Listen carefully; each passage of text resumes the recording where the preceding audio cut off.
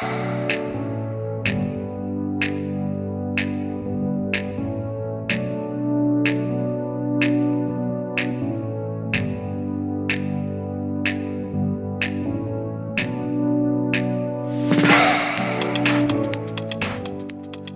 everyone, and welcome back to the SoulCanvas Podcast. I'm your host, Jennifer Madsen, and each week, this is a place to come and be possible. We talk about the possibilities that come into our lives when we say yes.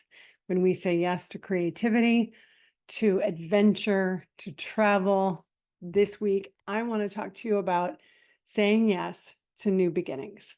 So I am the guest this week, and I want to share some of my story about what happened once I turned 60 a few years ago and found myself at a real crossroads in my life and needed to say yes to some new beginnings. And hopefully, you'll find something in my story that's helpful for you if you're at that crossroads place in your life. And I think there are some key things that happened for me, some as a result of my experience, right? Getting to 60 and having been through some things, and some through complete divine intervention by staying open to those possibilities. So, up until 2021, for about 20 years, I had been running an executive coaching business. For several years prior to that, I was living in New York City. My business had started to just really expand around some wonderful, wonderful corporate clients. I was making a great living, putting money back in the bank, finally investing in some things, feeling pretty darn grown up in the grand scheme of things, paying off some debt, getting my credit scores back, all sorts of movement in my life from the new beginning I was experiencing at the time of having gotten divorced and moving my business out to New York. So this is one of those things that happened in the past that I'm referencing about, having said yes to that move. It's not the first time I'd made a big move in my life, but it was the first time I was making it after having spent 20 some odd years in my marriage and stepping back out alone. It had been a long time since I had done that. And what helped me in that phase was knowing that I had certain skills that I bring to the table, that I could bring my executive coaching business to the big city where all of my potential clients would be anyway, and a retainer client that I had created, and that it was going to be okay. I had literally a couple of friends in the city, and I just knew it was going to be okay. So off I went to New York. As I said, built the business, expanded the business, stayed open, opportunities came. But along with staying open to the possibilities was also the very important aspect of continuing to define and refine. So define what I was bringing to the table, refine my skills, not take anything for granted, not simply say, oh, because I've done it this long, I know all the things I need to know. Constant and never ending improvement, lots of personal development, lots of coaches in my life that helped me along the way. And so after I'd been in New York for about 6 years, I was getting to a point where I was pretty burned out on that energy and not stepping away from my business, just wanting to have a different vibe in my life. So I decided I would move back to Florida. The tax situation was more favorable down here. I actually hadn't planned on changing residency at first. It was going to be a kind of second home thing. But when I got down here, I realized that being closer to family and working from here was really what I wanted to do. So that's what I did. I moved to Florida in 2019 and did a big retreat down here for people on their vision, and started to make friends in St. Petersburg, and bought a house very soon after I got here. on the east side of town, was traveling back and forth to New York City. I was here for 2/3 of 2019. And then, of course, when we rolled into 2020, COVID hit. And COVID hit. It hit my business hard. And so for the next year and a half, until the end of 21, I just struggled. I knew that the companies I was working for, that I was providing services for, were also struggling in their own right and making different decisions about contractors like me and pulling back here and there and putting things on pause. And so lots and lots and lots of uncertainty. And in the face of that uncertainty, I knew I really needed to start thinking about, like, if things really shifted, what would I bring to the table? What would I do next? How was I situated financially? All of those questions, very, very real questions. The good news at that point is that I had put some money in the bank. I did have an opportunity to situate a little bit, but I was, again, I was only 59 or so at the time, and I didn't have all the money in the world. So what was I going to do to make sure that things carried on, considering that I'm expecting to live, for a decent amount of time, all things being equal, of course. So I was just grinding it out, grinding it out. We were all trying to make sense of COVID. We were all trying to make sense of our businesses. We were all trying to make sense of all the things. And then about a year and a half into all of that, my business, my primary client, completed an engagement with me, and things pretty much ground to a halt. I had a couple of other clients that I was still working with, but I was at a definite crossroads. I had turned 60. My business was on its head. My sister had just died. That was November of 2021. And I found myself literally in the woods. I had bought a little teardrop trailer during COVID, just to get out and about and not get cabin fever. And so I literally was out in the middle of the woods trying to contemplate, like, what the heck is next for my life? As I mentioned, this was not my first attempt or contemplation or regard for a new beginning. I just didn't expect, as all of us, none of us expected what came with COVID and all of the uncertainty that it threw into our lives. I did know that I have mad skills, and that also I've done, I've been very conscious about developing relationships and, having people that I can reach out to and ask advice or put myself out for new opportunities. But anyway, back to the woods, sitting out in the woods and contemplating my navel, if you will, thinking about what's next for my life. And the first question I asked myself was, do I want to rebuild that other business? And it was a pretty fast, resounding no. Not because I didn't like the people I worked with, not because I didn't think that we had done some very important work. It's just that the energy had shifted for me.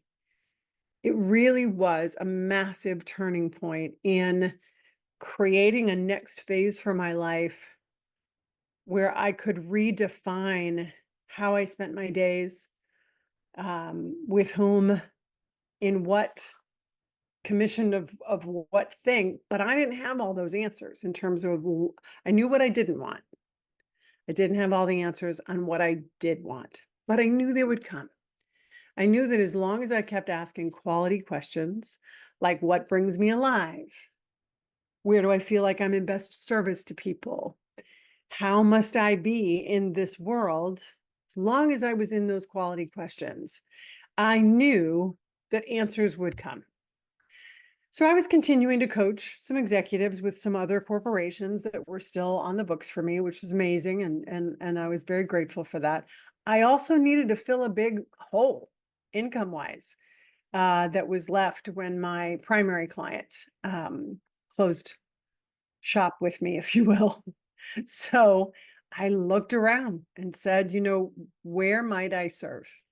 And a business coaching program that I've been a part of for years, Fabienne Fredrickson's Bold Heart business program. And you'll hear from Fabienne in a month or so. She'll be on the podcast with us talking about yes to authenticity. But I reached out to Fabienne at that time and offered the opportunity for me to be on the Bold Heart team, to serve the team in growing the membership, because I knew I had some talent in that area. It was divine timing, as sometimes these things are. She said yes, I said yes. We created a position for me based on building the membership through referrals. And then I also served the team on helping to enroll new members. And it was a wonderful, wonderful opportunity. It was a wonderful financial opportunity. It was a great opportunity to get back to some basics for me of those skills of helping people close the gaps in very, very key parts of their life, which is a theme for my life.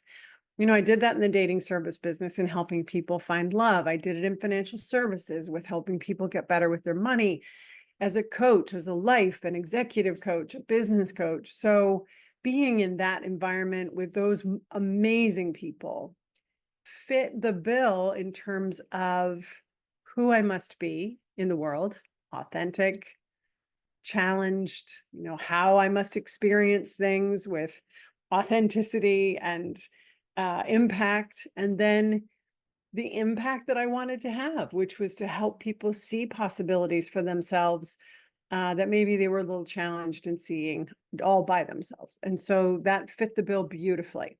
Along the way, I was still wrestling with a good bit of anxiety. And I I was in my living room one day and I was really struggling. I mean, struggling, suffering from anxiety, not just feeling it. I'd felt anxiety before. This was suffering and kind of crawling out of my skin, not knowing what is going to happen. And that still small voice that day, it was February of 2022.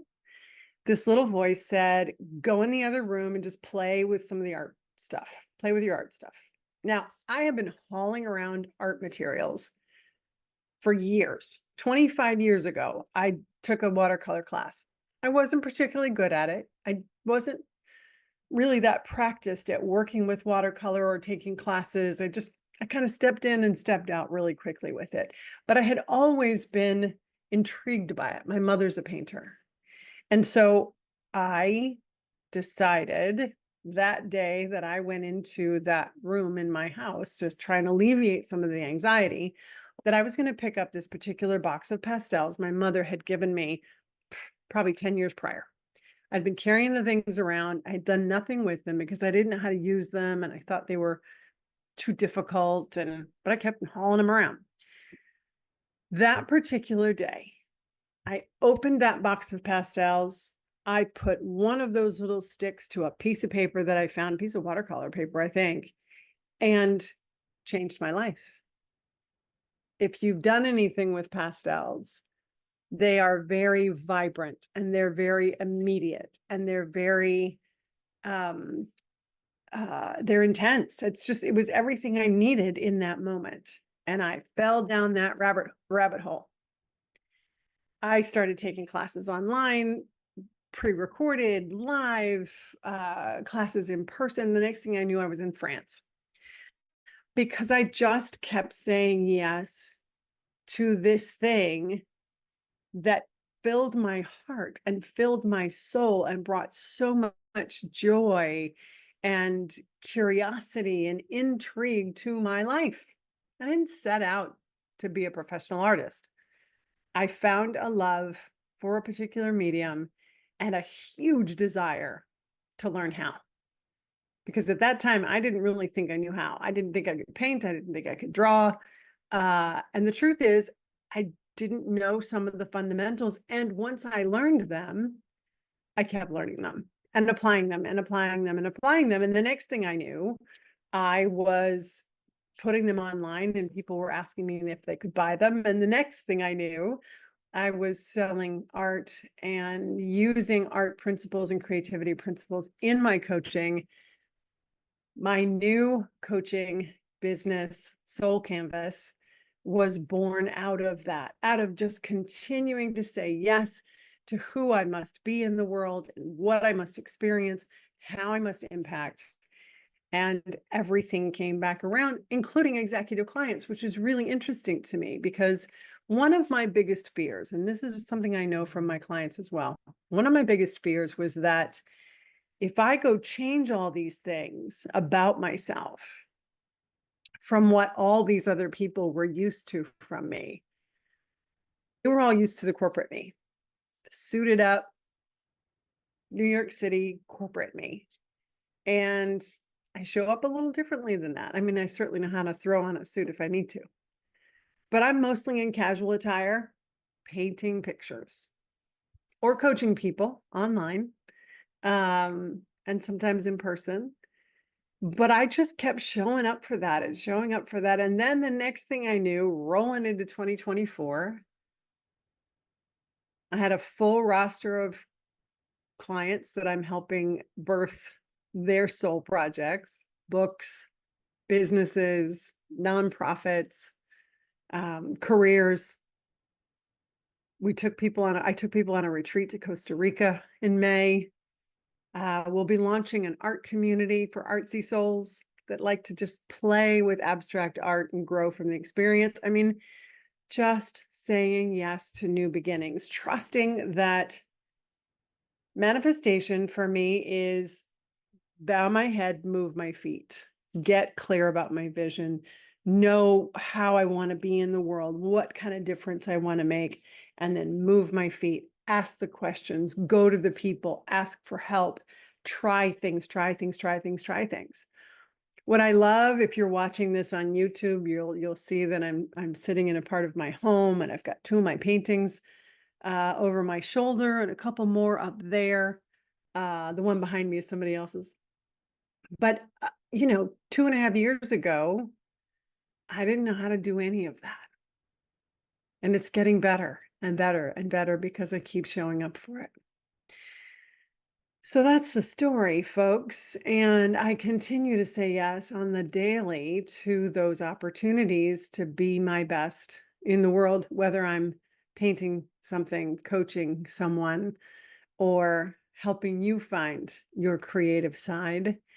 And I couldn't be more grateful. I think that's really the key for me is that gratitude and knowing that I have certain skills and being open to how to bring them to the world.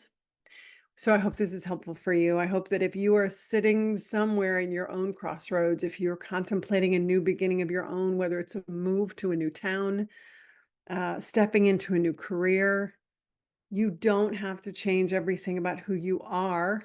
Matter of fact, do what feels glorious to the great human you already are. Say no to what doesn't support that, and the world opens up in wonderful ways.